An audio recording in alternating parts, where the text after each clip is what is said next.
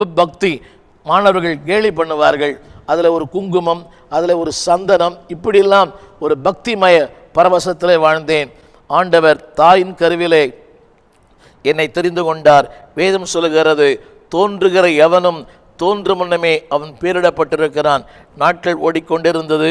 ஒரு நாள், ஒரு வெள்ளிக்கிழமை, மே மாதம், என் நண்பர் ஒரு ஜபக்கூட்டத்திற்கு என்னை அழைத்தார். அது ராயப்பேட்டையிலே ஒரு சின்ன ஒரு ஓட்டு வீடு.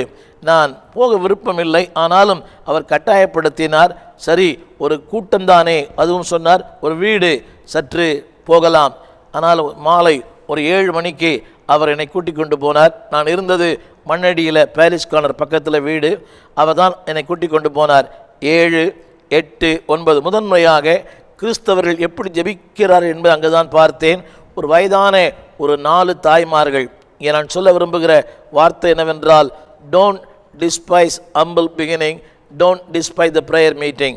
ஆண்டவர் என்னை ஒரு மாபெரும் சுவிசேஷ கூட்டத்தில் என்னை சந்திக்கவில்லை, ஒரு படைமுயற்சி கூட்டத்தில் சந்திக்கவில்லை, ஒரு மெகா கூட்டத்தில் சந்திக்கவில்லை. 4 பேர் அமர்ந்து ஜெபிக்கிற ஒரு சின்ன வீட்டு கூட்டத்தில் என்னை சந்தித்தார். எனவே வீட்டு கூட்டங்களிலும் தேவன் ஒரு மனிதனை மாற்ற முடியும் என்பதற்கு நான் ஒரு சிறிய சாட்சி. அந்த வீட்டு கூட்டத்தில் முதலாவது அவரோடு கூட அமர்ந்தேன். 4 வயதான தாய்மார்கள். முதன்முறையாக அவர்கள் ஜெபிக்கிறது, பாடுகிறது, ஆவில் நிரம்புகிறது, அத்தனையும் எனக்கு புதிதாய் தோன்றினது. ஒரு புதிய அனுபவம். இதற்கு முன்பாக கிறிஸ்தவ ஆலயமோ, கிறிஸ்தவ நட்போ, கிறிஸ்தவ தொடர்போ சற்றும் இல்லை. ஆனால் நான் மட்டும், எல்லாரும் கண்களை மூடிக்கொண்டிருக்கிறார்கள், நான் மட்டும் கண்களை திறந்து பார்த்து கொண்டிருக்கிறேன். தொடக்க முதல் முடிவரை கண்களை மூடவே இல்லை. உண்மை சம்பவம். உள்ளே இருக்க எனக்கு மனம் இல்லை, வெளியே எழுந்து வரவும், வீட்டுக்கு வர கையிலே காசு இல்லை. அப்பொழுதெல்லாம் 21, 21C என்ற 2 பஸ் ராயப்பேட்டிலிருந்து பாரிமுனை வரும். பாரிமுனையிலிருந்து என் வீட்டுக்கு நான் நடந்து வருவேன். பிராட்வேக்கு வர காசு இல்லை.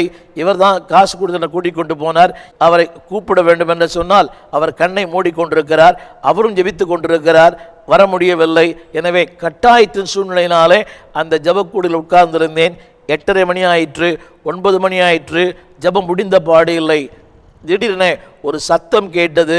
சுற்றுமுற்றும் பார்த்தேன், ஒரு ஆண் சத்தம். ஆனால் அங்கு ஆண்களே இல்லை. நான், என் நண்பர், 4 வயதான தாய்மார்கள். சுற்றி சுற்றி பார்த்தேன், யாருமே இல்லை. ஆனால் சத்தம் கேட்கிறது. நீதிமொழிகள் 28ஆம் அதிகாரம் 13ஆம் வசனம். சுற்றி பார்த்தேன், யாருமே இல்லை. ஆனால் அந்த வார்த்தை தொடர்ந்து என் காதுகளிலே தொனித்து கொண்டே இருந்தது. நான் ஏதோ ஒன்றை உணர்ந்தேன்.